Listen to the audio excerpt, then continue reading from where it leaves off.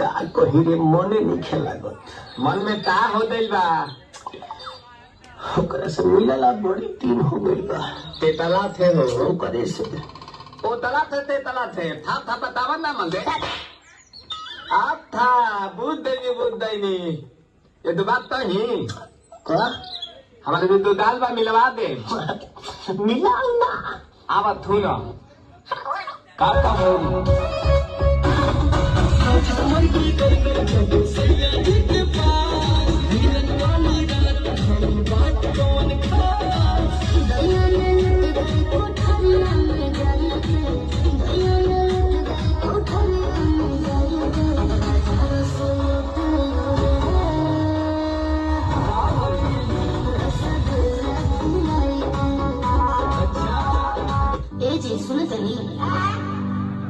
हमरा गर्मी होता, हमरा ठंडा पिए के बा।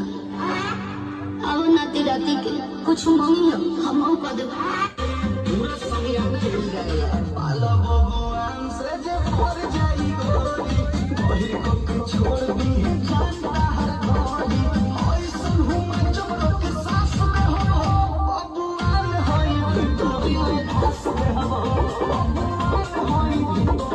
भगवान के दरदान एक कोठी का अभिमान के हनुमान प्रसाद के सादर प्रणाम। ए मठिया में सारी गलती हो गया।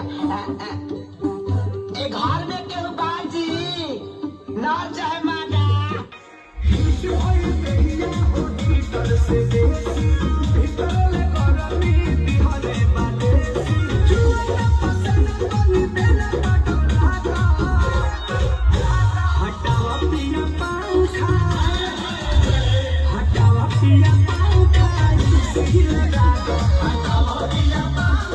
अपने इलाका में गली के कुत्ता भी अपना के शेर समझेला।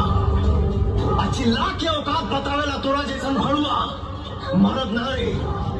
अगर तोहनी के पैदाइश में फर्क नहीं थे ना, जब तक बजाई बाज के जगह सन तोरी बहन का